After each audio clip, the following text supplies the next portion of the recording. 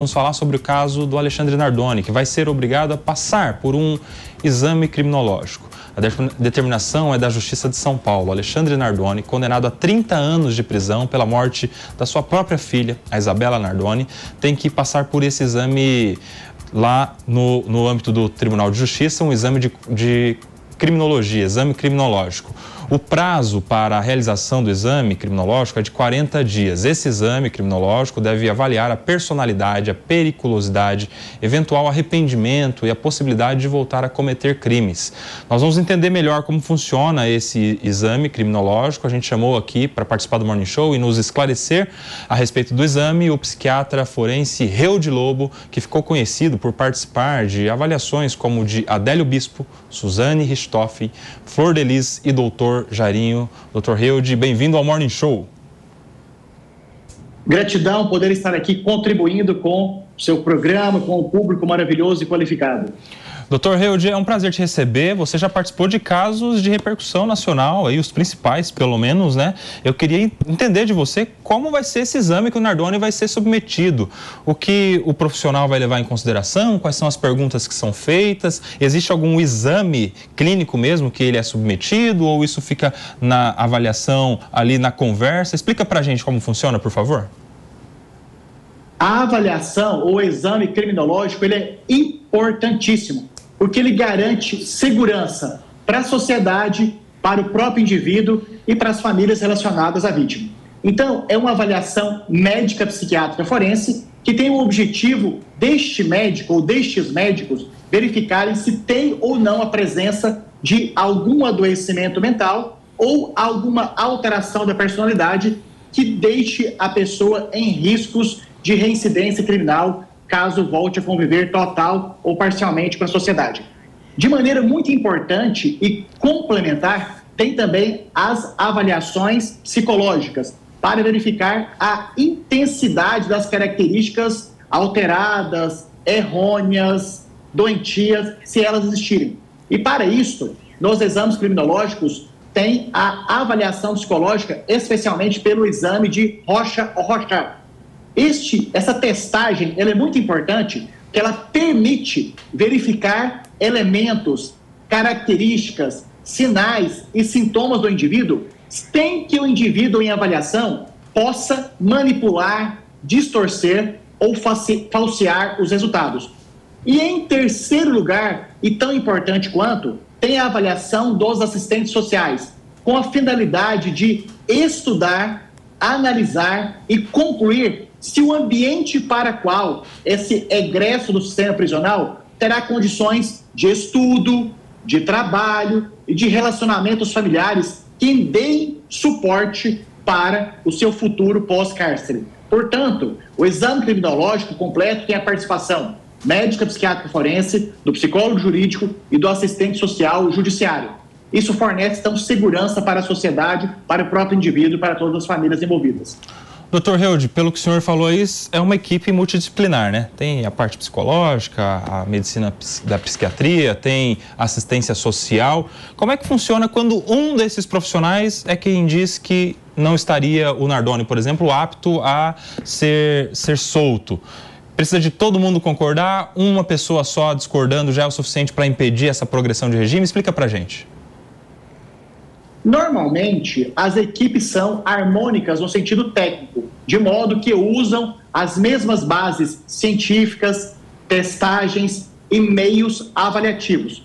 Existem situações em que esse produto final, essa conclusão final entre esses três profissionais não é consensual, não é concordante. E, obviamente, os profissionais têm a liberdade técnica de tomarem as suas condutas e realizar as suas conclusões de acordo com seus conhecimentos científicos, de acordo com seus recursos avaliativos e de acordo com as suas conclusões técnicas. Geralmente, quando há entre esses três profissionais uma das conclusões discordante, a tendência dos magistrados é valorizarem aquela que enxergue, que verificou, que confirmou a presença de riscos que os outros profissionais não tenham verificado.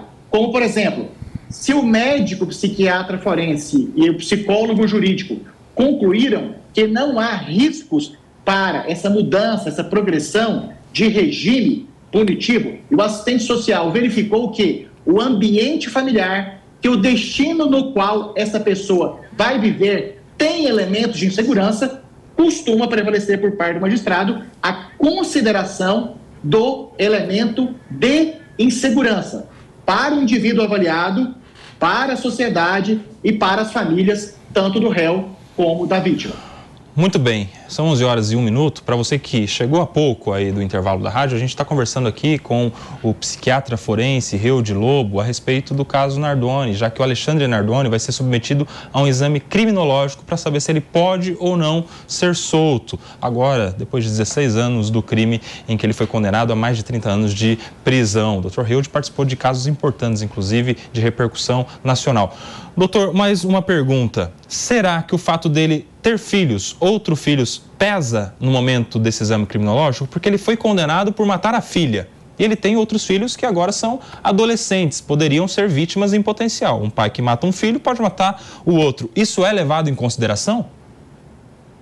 É levado em consideração e muito provavelmente o médico psiquiatra ou a médica psiquiatra forense vai verificar se há alguma alteração cognitiva, ou seja, das funções mentais de atenção, concentração, inteligência, capacidade de interpretação, ou o psicólogo jurídico, através do teste Rocha, Rochat ou outro semelhante, vai verificar se há alguma alteração que coloque em risco esses filhos, e os assistentes sociais provavelmente vão estudar qual é o histórico de relacionamento do avaliado, do Alexandre Nardoni, com esses outros filhos. Ou seja, qual é a qualidade, qual é o tempo, qual é a relação que foi estabelecida ao longo desses tempos que estava recolhido e, especialmente, qual a capacidade dele de transferir afeto, de acolher, de contribuir no processo educacional. Também há uma perspectiva que os assistentes sociais verifiquem o quanto também é a qualidade da relação dos filhos em relação ao pai, ou seja, uma avaliação de mão dupla. Essas avaliações dos assistentes sociais levam em consideração, inclusive, conversas, análises e captações de informações, tanto com os próprios membros da família, e tem a liberdade, inclusive, de solicitar esclarecimentos dos vizinhos. Portanto, a relação pai e filho, ela pode ter uma conclusão tanto favorável para a progressão de regime, como também desfavorável. O fato de essa pergunta, muito importante, de ter uma acusação, uma incriminação e uma condenação em relação à morte da filha, faria com que ele teria mais risco de agredir esses filhos e filhas? Na literatura científica, nós não temos informações que deem essa conclusão como definitiva. Se um pai que colocou um filho ou a filha em risco, colocaria os outros também. Porque as avaliações psiquiátricas forenses, psicológicas jurídicas e do serviço social judiciário, elas são altamente dinâmicas. Ou seja, nós entendemos, esperamos, desejamos que o cárcere tenha tido um efeito educativo, um efeito psicossocial, para que entenda esse risco, que ele tenha sido tratado, minorado e preferencialmente anulado. Muito bem, doutor Reude, a gente tem uma pergunta agora do Mano Ferreira. Bom dia, doutor. Muito obrigado por estar aqui conversando com a gente. E eu queria pedir para o senhor, para que a nossa audiência, inclusive, possa entender um pouco melhor, com a ilustração, quais seriam as características psíquicas na avaliação de um preso que levam a uma maior chance de reincidência. Então, quais são as características psicológicas de alguém que podem levá-lo a reincidir, que aumentam o risco? Que pergunta importante. Uma delas é o histórico do uso, abuso e dependências de substâncias psicoativas, especialmente o álcool e também substâncias de características estimulantes, como, por exemplo, cocaína, crack e as anfetaminas. Então, o histórico de relacionamento com álcool e drogas, ele é altamente qualificador do risco dessa pessoa. que mesmo que ainda no cárcere o indivíduo tenha ficado sem o uso dessas substâncias, se não foi adequadamente tratado, ele está susceptível, sujeito, vulnerável a retomar esse consumo e desse consumo voltar a apresentar risco para a sociedade. O outro elemento é em relação ao que nós chamamos, por exemplo, transtorno explosivo intermitente, que são pessoas que, em função de estímulos, discordâncias, insatisfações por motivos fúteis, mínimos, já tem uma reação espontaneamente, imediatamente agressiva. Os indivíduos também que cometeram crimes sexuais, especialmente crimes sexuais relacionados a menores. E aquilo que mais se discute, aqueles que apresentam características de personalidade correspondente à psicopatia ou transtorno de personalidade antissocial. Portanto, dependência química, transtorno explosivo intermitente, transtorno de personalidade antissocial são alguns dos elementos, adoecimentos e características pessoais que, em não sendo tratadas ou sendo inadequadamente tratadas ou não tendo a permissão, a aderência e a contribuição do indivíduo avaliado, vai fazer com que o profissional reduza a recomendação, vai ser um elemento para que o profissional sinalize o risco de reincidência criminal. Muito bem. Dr. Heude, agora a pergunta é do Capitão Telhada. Bom dia, doutor Capitão Telhada, deputado estadual. Pegando o gancho da pergunta do Mano, eu gostaria de saber o seguinte. Primeiro, dentro do exame criminológico, necessariamente existe o exame toxicológico? Outra pergunta, o Nardoni especificamente, ele já passou por algum exame criminológico anterior? E, por acaso, ele tem algum laudo que traz a questão de psicopatia? Eu desconheço que eu tenha passado por avaliações anteriores, até porque eu não sou um profissional atuante no caso. Eu estou aqui na posição de consultor, de entrevistado para esclarecimentos técnicos. Em relação à questão do toxicológico, a liberdade do médico avaliador, que no Brasil apenas médicos podem solicitar e interpretar exames laboratoriais e de imagem. Então, a resposta é sim. O médico tem essa liberdade de pedir exames laboratoriais diversos, toxicológicos de sangue, cabelo, unha, exames de neuroimagem.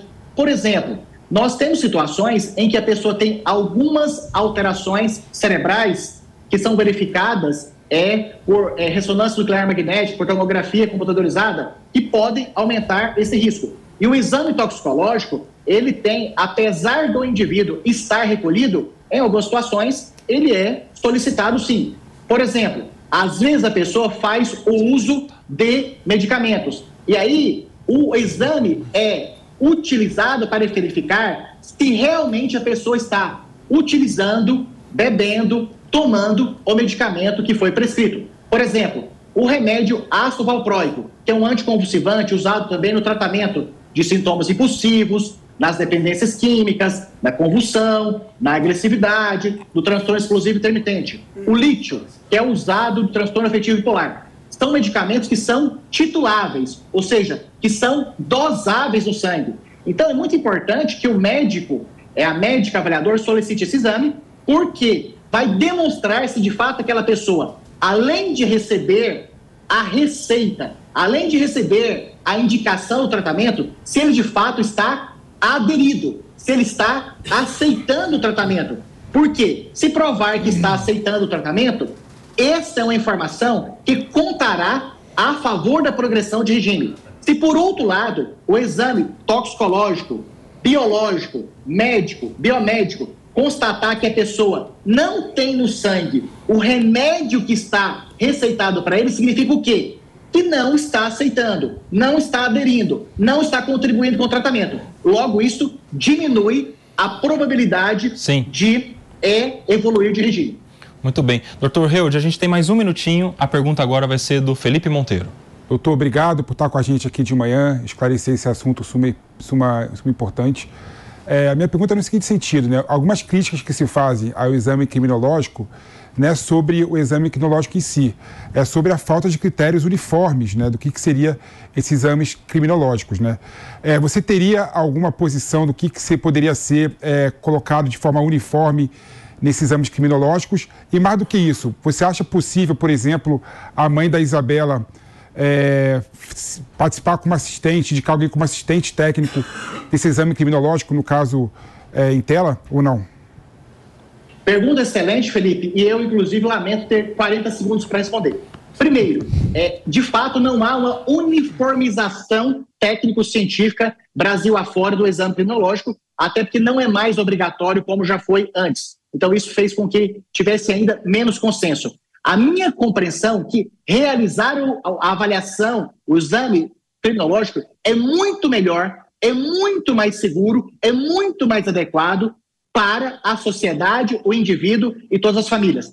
Em relação, além da participação do psiquiatra forense, psicólogo jurídico e assistente social judiciário oficial do juízo, também as partes envolvidas podem, devem e recomendamos contratar, nomear assistentes técnicos para fazer o acompanhamento técnico. Isso pode ser tanto por parte do Ministério Público, como também por parte da assistência de acusação, como também por parte da defesa. Várias situações já participamos de contextos como esses, que tinham assistentes técnicos de todas as partes para que o trabalho pudesse ser o mais seguro, adequado possível, em indicação de segurança para todas as partes, do próprio indivíduo, que se o indivíduo vai para um sistema mais flexível e não está adequadamente preparado, ele também está em risco de ser agredido, de morrer, de suicidar, como também para as famílias das vítimas que têm aquele temor se vai haver algum relacionamento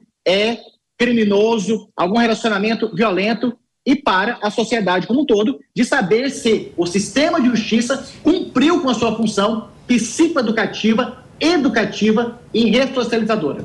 Muito bem, conversamos aqui no Morning Show com o Dr. Reude Lobo, que é psiquiatra forense e que nos esclareceu muito aqui, nos deu uma aula sobre o exame criminológico, que é o exame a que vai ser submetido o Alexandre Nardoni nessa tentativa de progredir de regime, ou seja, de ser solto depois de tantos anos do crime que vitimou a sua filha Isabela. Obrigado, Dr. Reude, um prazer te receber aqui no Morning Show.